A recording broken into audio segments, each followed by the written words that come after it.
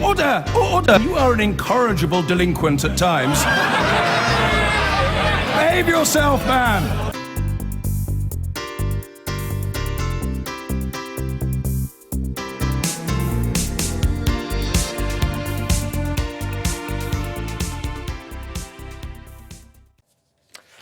Now, they will say that leaving is inevitable. It isn't. Tony Blair has called for a popular revolt to stop Brexit happening, with a cross-party movement to persuade people not to let Britain leave the EU. His appeal hasn't gone down well. Foreign Secretary Boris Johnson accused him of insulting the intelligence of the electorate, while the Greens' Caroline Lucas described Mr Blair's intervention as staggeringly unhelpful. As for the majority who actually voted for Brexit to happen, well, our chief correspondent Alex Thompson has been finding out what they think of Mr Blair. Please welcome Tony Blair. He is just plain toxic to many, and he knows it. But he says he just can't keep quiet on Brexit any longer. So this wasn't so much strategy as score settling. The debilitation of the Labour Party is the facilitator of Brexit. I hate to say that, but it's true. Also in the crosshairs, of course, the government. This is a government for Brexit, of Brexit, and dominated by Brexit. It is a mono-purpose political entity. This government has bandwidth only for one thing, Brexit. Trumpian at one stage, he rounded on the media, singling out the BBC, then lampooned that Brexit campaign slogan, before saying Brexit makes the case for Scottish independence more credible. The speech was certainly long on passion, but short on any real concrete proposals. There was also a certain lack of logic to it. He opened by saying, yes, the British people have voted to leave Europe, and I agree the will of the people should prevail, but then went on to say, frankly, I would question whether the referendum really provides a mandate for Brexit at any cost. Blair's central message: the people were not informed enough to make a judgment on the Brexit issue, though when challenged, he ducked calling for a second referendum. He did, though, acknowledge immigration is a huge issue with voters, but critics would accuse Blair himself of laying the groundwork for Brexit by completely losing control of mass EU immigration. And they would accuse you of, during successive governments, not being straight with the British people about that. Yeah, we could have decided. The circumstances, of course, were completely different in 2004. We could have decided to put those transitional arrangements in. It would have meant for 4 years. People could still come to Britain, by the way. Freedom of movement came in immediately. But it's true, they wouldn't have been able to look for a job, or at least not officially, which is one of our issues, by the way, until 2008. Perhaps as near as Blair the lawyer comes to admitting liability, acknowledging his governments could have done more to stem uncontrollable EU immigration. Blair says he's expecting a lot of abuse after this. He won't be disappointed. I respectfully say to Tony Blair, those who call on the British people to rise up against Brexit, I urge the British people to rise up and turn off the TV next time Blair comes on with his condescending campaign. Theresa May wouldn't comment. She's involved in the real game now, meeting her French counterpart today. But let's leave Blair, London, the bubble, and come down to Canvey Island in the Thames estuary. Dr. Feelgood country, the third highest Brexit vote in the UK here. Are they, as it were, feeling good that Mr Blair wants to take them all back into the EU they rejected here on an industrial scale? EU him, oh, he's a creep, isn't he? He's a creep. He's a creep. It's a democratic vote. If we're living in a democratic country, we've got to go what the majority says. The people have voted, haven't they? And if you go against that, I just can't see the point of going for a vote in the first time. But proof here too that there is something to Blair's central argument. I voted to come out, but I didn't know all the facts, and now I'm not sure that was the right decision. How many more of her are out there? The Blair campaign says legions. The latest polls, though, show a strengthening of the public appetite for the British government to get on with getting out. Alex Thompson, Channel 4 News on Canvey Island. There were double blows for Jeremy Corbyn today. His predecessor, Tony Blair, made a return to politics and issued a rallying cry to pro-Europeans to rise up, as we just heard. Then Corbyn's campaigns director, Simon Fletcher, resigned. Well, earlier I spoke to the Labour MP Heidi Alexander. She resigned from Corbyn's shadow cabinet because of doubts about his leadership in the wake of the EU referendum, and the former Work and Pension Secretary and Brexit campaigner, Ian Duncan-Smith, from his constituency in East London. And I began by asking Heidi Alexander about the reaction to Blair's speech. I think that Tony gave a compelling and powerful speech this morning. I think he was entirely right to say that Theresa May, in the space of 9 months, has gone from a reluctant Remainer to a Prime Minister who wants to pursue Brexit at any cost. Was he the right man to make those arguments? I mean, to many people in your own party and outside, he is toxic. To be honest, I'm less concerned about who is saying what than what is being said. And I think that Tony Blair was right to make the points that he did this morning. He also said that the debilitation of the Labour Party was the facilitator of Brexit. He basically said the opposition, your party leader, were spineless in their attitude towards Brexit. He was also very clear that actually... what do you say to that accusation, though? Well, no one who has listened to any of the debates over the last few weeks would be under any illusion about the fact that the Labour Party is split on this issue. But what he was clear about, and which I agree with him 100% on, is this is not the time for party politics. OK, let's turn to Ian Duncan-Smith. Ian Duncan-Smith, I'm sure you heard or read Tony Blair's speech with great attention to detail. There were points in there, were there? Many points, but he's absolutely right. You didn't say during the campaign for Brexit that we would opt out of the single market. You didn't say we would opt out of the customs union. You basically sold the British public during a campaign something that simply isn't true, or that has changed beyond recognition since the vote itself. Well, first of all, let us deal with Tony Blair. I have no problem with him speaking at any time at all. I just wonder where he's been, because this speech seemed to be like a rehash of the referendum. We're not leaving Europe, we're leaving the European Union, and that's what Tony Blair seemed to have confused himself with. Right. The truth is, in his speech was a heart of one thing which he didn't absolutely say but was inherent.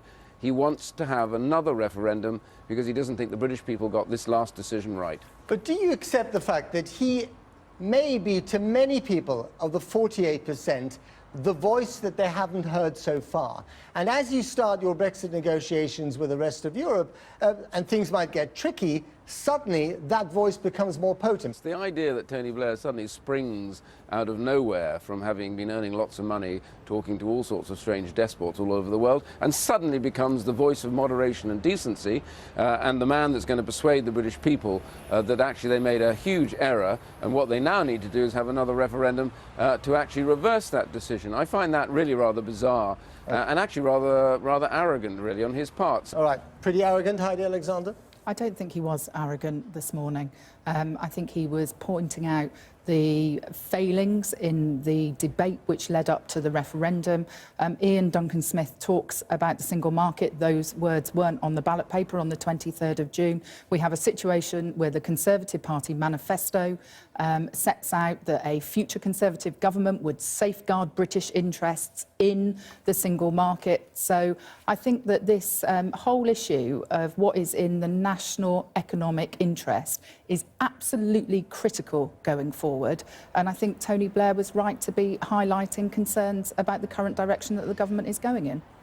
Fair point, don't you think, Ian Duncan-Smith? Well, look, Heidi, I'm sorry. You guys have been making these same arguments for months and months and months. You made them before the referendum, you've made them after the referendum. You're wholly legitimate in making those. I don't know why you feel so small and insignificant that your own concerns and worries need Tony Blair to step up to the plate and tell you what they are. The fact is, we all know what the concerns are. But the British people voted to leave the European Union. So the job of the government is to ensure that as we leave, they negotiate as best they can the best deals possible to make sure that we end up with a good arrangement. Okay. Heidi Alexander? Well, I don't need Ian Duncan-Smith to tell me that I'm small and insignificant. I know that what Tony Blair was wanting to do this morning was to set out how high the stakes are for our country. And what we have to do is put people's jobs, people's livelihoods, people's standard of living above Theresa May's desire to curb immigration. And this is what this whole issue comes down to. But the fact that it took a former Prime Minister to make that point, because your leader, Jeremy Corbyn, has not been able to make it, that speaks volumes about the state of your party, doesn't it?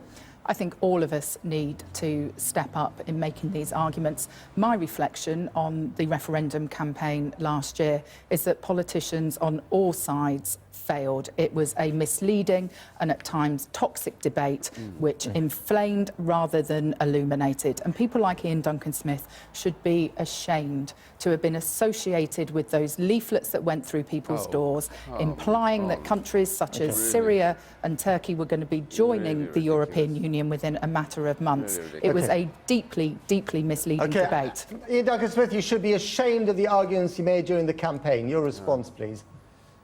Do you know what? Another rerun of the referendum campaign. Honestly, Heidi, you ought to be better than that. The truth is, keeping on regurgitating the Project Fear stuff that took place before the referendum campaign doesn't allow your arguments in any way to persuade anybody. Look, the key point was the referendum was fought. People made a decision. It was an informed decision. They made that decision. They chose to leave the European Union. Ian Duncan-Smith, thank you very much indeed. And just one more for you, Heidi Alexander. Simon Fletcher, Jeremy Corbyn's head of campaigns, resigned today. Not great timing, really, is it?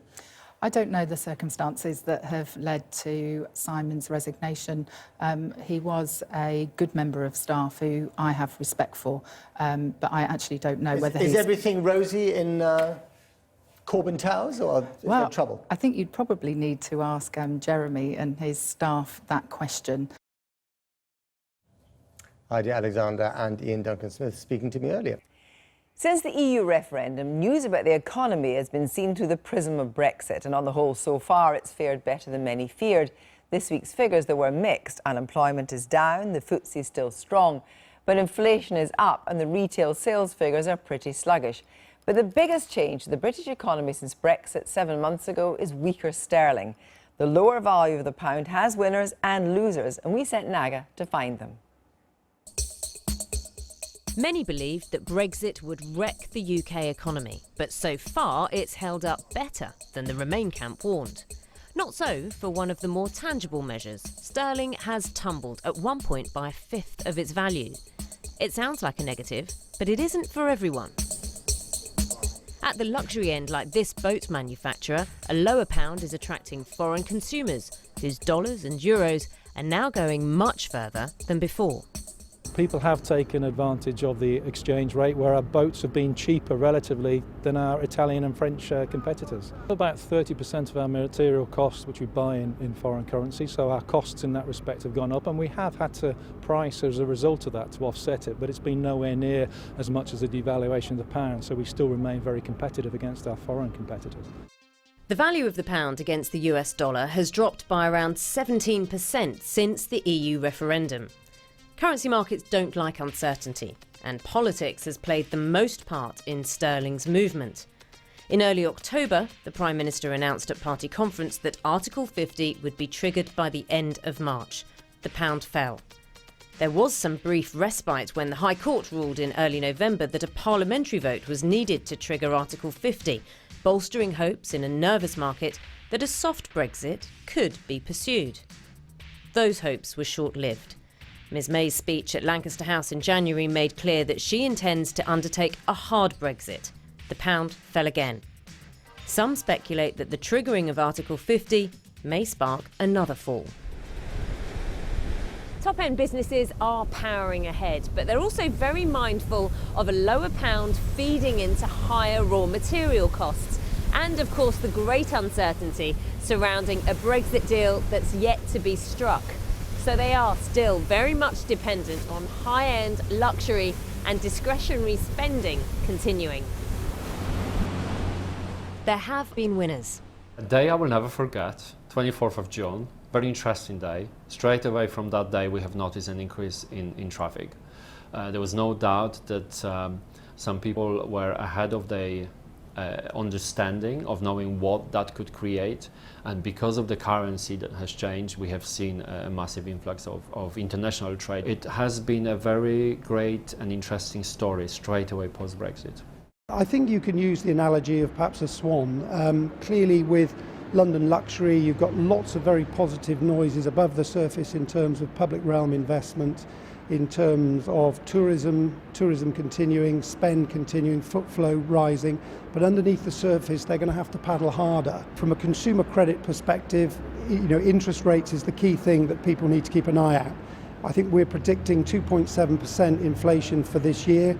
I think it could go higher than that. That is going to impact the domestic shopper in the UK. Most likely to affect our spending habits, food prices. Suppliers and retailers are trying to figure out how to pass on rising costs without losing customers. We're seeing already a number of suppliers in trouble as a result of this, unable to pass on the extra cost. So eventually I think we're going to see either a number of firms going bust, but also I think we're going to see prices in shops going up even more. It's something that businesses of all sizes are grappling with. Since June, this company has seen the price of cocoa rise 3%, peanuts move 8% higher, and sugar is up 21%. Price rises for the key ingredient of this business are not coming through yet. Corn prices, so far, have been hedged. Our prices certainly won't be going down. For us, a lot of our contracts on our raw materials come to an end in around May time. In our situation, and many other companies like us, we're very nervous about passing on any form of price increase. We don't want to. The fall in the value of the pound has affected both sales and pricing issues. And yes, Brexit has played a significant part in this. Pretty much the week after the referendum, we started getting the famous letters from suppliers, and they've kept coming as some suppliers did that sort of a big hit at the beginning. Some have kind of continually reviewed every few months and sent us another letter going, oh, your price is going up by a certain percentage point. This week's rising inflation numbers are unlikely to be matched by wage growth this year. So the fear is that the once buoyant consumer is going to shy away from spending. Today's retail sales show that the pinch is being felt. So the economy can no longer rely on the shopper to keep it growing. Naga Manchetti. Tony Blair believes the public was sold a pig in a poke at the referendum and should be given a second say on the UK's membership of the EU. He claimed they'd been told falsehoods by politicians who supported Leave, but were barely confronted by a debilitated Labour opposition. It had resulted, he said, in a government fixated by Brexit with the ideologues at the wheel. Well, Tony Blair said he expected a volley of abuse for his comments. He was duly dismissed as arrogant, undemocratic, condescending and a Davos leftist. Intriguingly, some made the point that a not unreasonable message was damaged by the messenger delivering it. Opportunity and responsibility. 20 years ago, he was tomorrow's man. Labour leader, future Prime Minister, a huge opinion poll lead and about to embark on 10 years in office. That was 1997.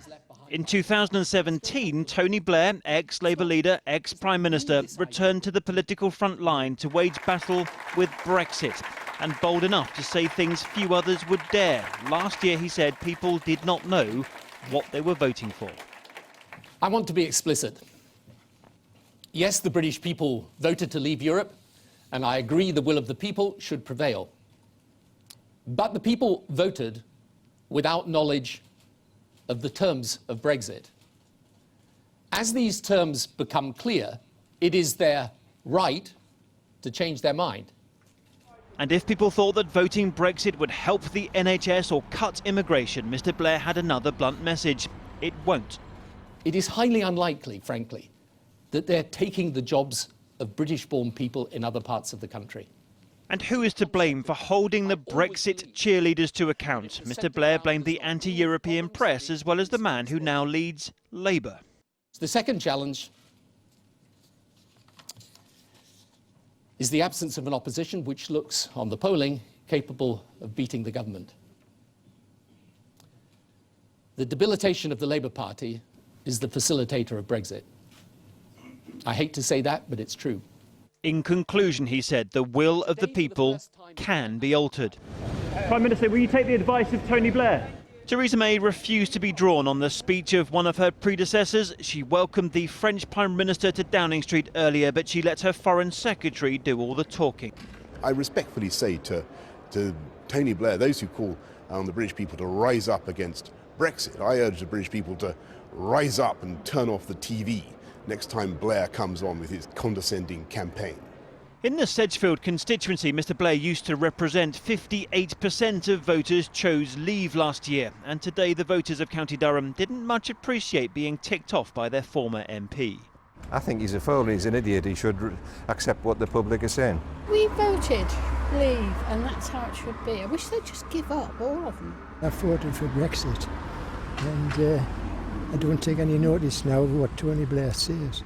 Although look hard enough, and some do agree with Mr Blair, to a point. I don't think there was enough thought had gone into what would happen when we came out. But most of all today, pro-Brexit politicians could barely hide their contempt. I really don't think it's a good idea for Mr Blair and his elite friends to go around lecturing, bullying and cajoling the British people until they come up with the right decision. This is a free country, so I've got a right to speak, and you've got the freedom to listen or not. Right? You don't want to listen to me, don't listen to me. Tony Blair admitted today he is expecting a volley of abuse, and on that he is probably not wrong.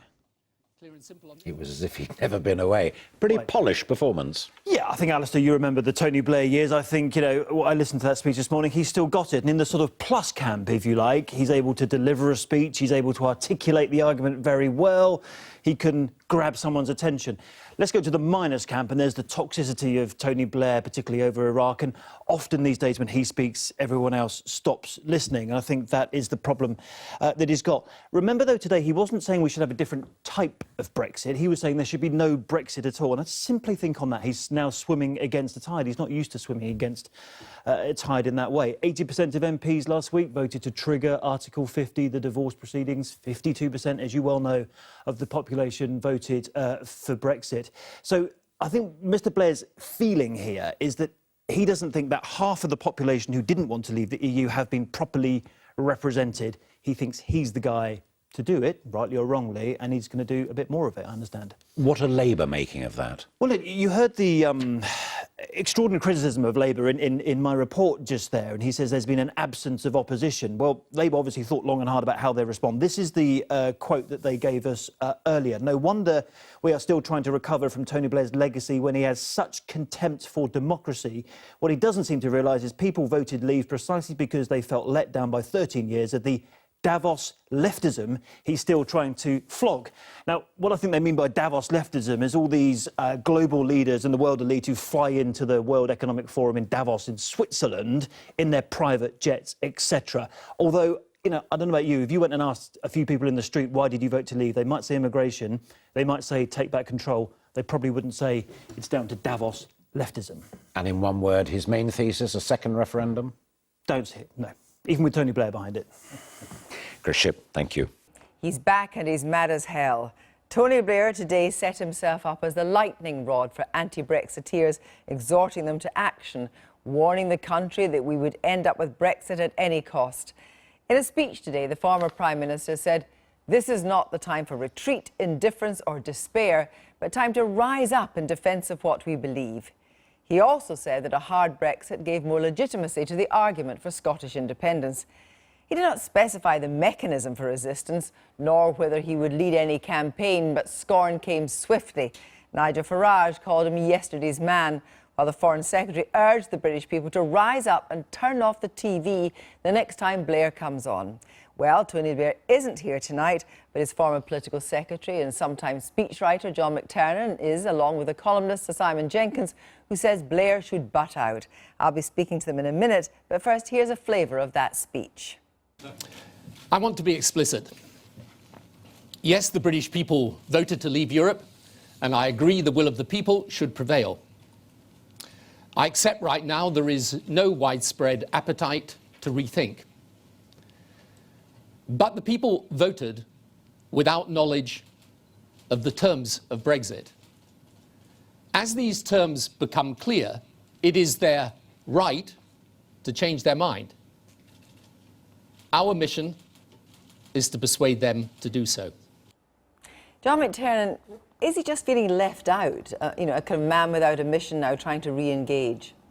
No, Tony has stood back, given space for figures in the Labour Party, and I think it was finally seeing the three-line whip getting Labour MPs to vote to invoke Article 50 that led him to say the Labour Party are becoming the handmaidens of a Brexit at any cost, and that someone has to speak up for the nearly half the country who voted to stay in the European Union, and the many people who are worried in many sectors about the consequences of Brexit. But I'm concerned about the sense of the speech. At one point he says, you know, Brexit was the will of the people, but the people have the right to change their minds. Mm-hmm. It doesn't make sense. Why not? If you believe in democracy, you believe that people, if they are mature enough and intelligent enough to be consulted about leaving the European Union, they are mature enough and intelligent enough to change their minds. If it becomes clear there's no such thing as a frictionless border, and if you've gone to Turkey to look at the border, or a country which is in the customs union, there's no such thing as a frictionless border. So once the reality comes through, people are allowed, entitled to change their views. You said that he should butt out, but the fact is he is a former Prime Minister. You know, he has got some he's got some skin in the game, and it seems to be, according to John McTiernan, he's the only one that's going to hold the government's feet to the fire. Well, I just find it extraordinary. I mean, this is a man who's made fame and fortune out of being elected on the wisdom of the population. He suddenly doesn't believe in that anymore when it doesn't agree with him. It's undignified beyond anything else. It's clearly the case. There was a referendum. They voted. It was a good debate. It was a huge debate. It was a tedious debate. It was 72% turnout, which is more than Tony Blair ever got. And at the end of it, they decided they wanted to come out of the EU. And to say that they're somehow ignorant or ill-informed, I mean, were they ill-informed when they voted for Tony Blair not to go into Iraq? I mean, it doesn't make any kind of sense. Well, there was a manifesto. Of course, it did not include the war in Iraq. There was a manifesto. But you could say, as Tony Blair says, that we didn't know the nature of Brexit. That is true, isn't it? And of course, we'd had a Conservative manifesto saying, you know, that we would be in the single market. There's a totally different debate about what happens at the end of the negotiation. It could well be that it's sensible to have a referendum on the final deal. But at the moment, the situation is Blair's saying, you've got it wrong. I want you to change your mind. He doesn't say how they're going to change their mind. There's no, does he want to tear it up and start again? It's well, let's just be quite clear about this, because it wasn't clear in the speech. Well, if you read between the lines, what is he actually wanting people to do? All this rise up, this exhortation. Does he want people to take to the streets? Does he want people to... No. What actually would be the mechanism? It's genuinely not very complicated. He said there's a lot of people, like me, like many people I know who voted to stay in the European Union. We are intelligent people. We have questions. I really don't understand how you can, when every car company in Britain has a single factory floor across many territories, how can you have frictionless importing? European Union parts are coming in, and those are the arguments, but I'm asking what the mechanism is to rise up. What are people meant to do? The question is really straightforward. We need to keep asking those questions. We got a white paper from the government, which is what, a D/E in terms of effort? Not in terms of quality, it's a U in terms of quality. We have to ask them questions to say, set it out. And the government currently say, it'll all be okay. Basically, everything is, it'll all be okay. Well, what if it's not okay? What if we see the costs? Let's take up Simon Jenkins' point that actually in the future, a second referendum may be legitimate. On the terms, yeah. So is that... I mean, it's interesting that Tony Blair didn't even specify what the mechanism would be. Would it be the next general election, 2020, with some kind of cross-party campaign? It could be a what is he suggesting? It could be as simple as the polls start to show that people in Sunderland do actually want to have a car industry. In Sunderland, people in the West Midlands want to keep JLR there. But Nissan's just invested in Sunderland. Nissan has invested in Sunderland on the basis of promises made by the government, which are as weak as the ones they made to the Northern Ireland Assembly. Do you recognise that, you know, maybe this is just an exhortation to people to actually question their MPs, to take more of an interest in it than they appear to even be taking just now? Or do you think this has to be through a referendum or indeed a general election? No, I mean, I voted Remain. I mean, Blair was saying, you got it wrong. I want you to do it again. I want you to change your mind and go on doing it again. And basically, he's saying you're stupid. I mean, this business, all the Remainers, ever since the vote, and I repeat, I'm on their side, ever since the vote, they have gone on about how the people were somehow ill-informed or stupid, or they weren't. They genuinely believed they wanted to take back control. They may have been naive, but they made a decision. It was abundantly clear what the decision was. He should just get a life and realise it. Well, do you think it is legitimate to raise the possibility, or that a hard Brexit would give added legitimacy to Scottish independence? Yes, I do. That's a different discussion. He's raising a point about hard Brexit, which is a point I'd raise. That's fair enough. He's not saying that. He's saying you got it wrong. Now, I mean, I just don't see how you can say you got it wrong after an election. No, but he did say that in the speech as well. He did. I mean, his point is that it gives greater legitimacy to Scottish independence, and the increase of Scottish independence is the likelihood of it is increased.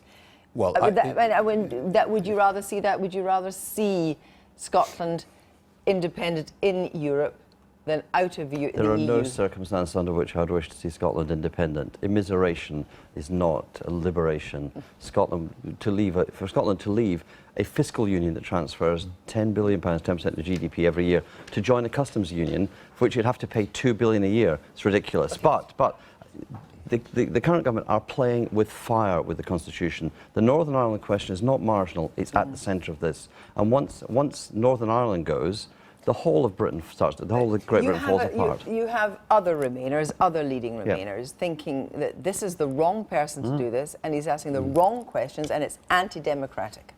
Yeah, well, the truth is... I'm winner for one. Yeah, the truth is, they've all had their chance. When have their voices been heard?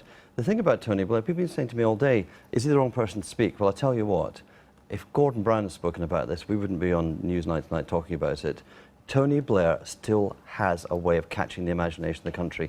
He did it, he made the speech, he's got us all talking about it. That's a good thing. The next step is to build the movement. Does he want a referendum? Does he want a referendum?